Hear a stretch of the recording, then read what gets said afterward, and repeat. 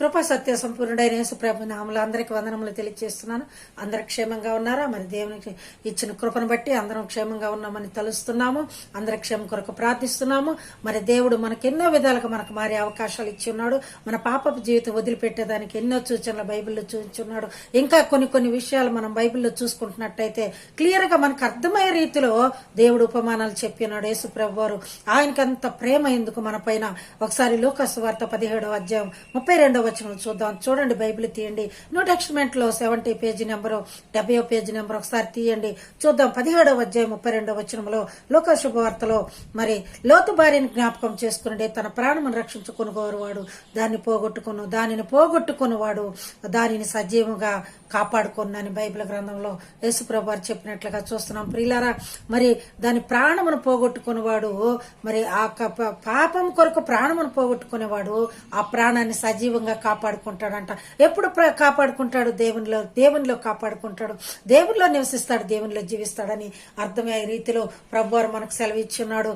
మరి లోతు భార్య, మరి లోతుకి మరి ఆ లోతు సొదొమ గొమొర్రా పట్టణాన్ని ఎంచుకున్నాడు. అబ్రహాము నుంచి విడిపోతున్నప్పుడు ఆ పట్టణం యొక్క అలంకరణలో లేకపోతే ఆ సుందరమైన ప్రదేశాన్ని బాగా ఇష్టపడ్డాడు, దానికి లోపడ్డాడు. దానికి తీసుకొని భార్యను పిల్లలు తీసుకొని వెళ్ళినప్పుడు ఆ యొక్క సొదొమ గొమొర్రా పట్టణం యొక్క స్థితిని, ఆ యొక్క డిసిప్లిన్ లేని ఆ యొక్క పట్టణాన్ని వీళ్ళు కూడా ఆవరించుకున్నారు. వీళ్ళు కూడా అదే విధంగా జీవిస్తారనే విధానంతో, వాళ్ళు కూడా పాడైపోతారనే విధానంతో అబ్రహాం ప్రార్థించినప్పుడు వాళ్ళకి దేవదూత కనపడి, నీవు నీ భార్యను తీసుకొని సొదొమ పట్టణాన్ని విడిచిపెట్టి బయటకు వెళ్ళిపోమని చెప్పినట్లుగా మనం బైబిల్ గ్రంథంలో చూస్తున్నాం.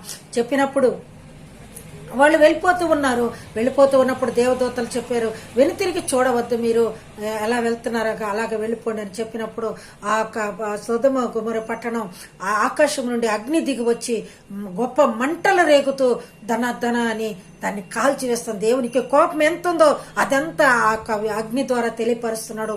ఆ పట్టణం యొక్క పాప స్థితిని, ఆ సొదొమ దాని దుర్గతిని ఆయన కాల్చి దాన్ని ధ్వంసం చేస్తున్న స్థితిలో మరి ఆ లోతు భార్య వెనుతిరిగి చూసింది. చూడవద్దని దేవదూతలు చెప్పినప్పుడు వెనుతిరిగి చూడొద్దు, పాపంలో తిరగవద్దు, పాపంలోకి చూడవద్దు అని చెప్పినప్పుడు ఆమె మరలా పాపముని ఎంచుకుందా, లేకపోతే ఎందుకు వదిలిపెట్టలేకపోయిందా, ఎందుకు వెనుతిరిగి చూసింది.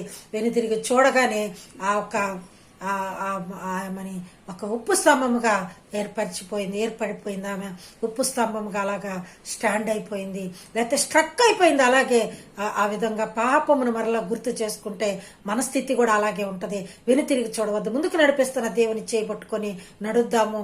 ఆయన ఎక్కడికి తీసుకెళ్తున్నాడో అక్కడికి వెళ్తే మనం దాన్ని మన ప్రాణముని అక్కడ శాశ్వతంగా రక్షించుకోగలము. కానీ దాన్ని పోగొట్టుకుంటున్నామని వెనుతిరిగి పాపం కొరకై వెనుతిరిగి చూసామంటే మనకు కూడా అదే స్థితి పడుతుంది. కనుక దేవుని కోపానికి ఉగ్రతకి లోను కాకుండా ఆయన చెప్పిన బాటలో ఆయన చేయబట్టుకొని నడుద్దాం.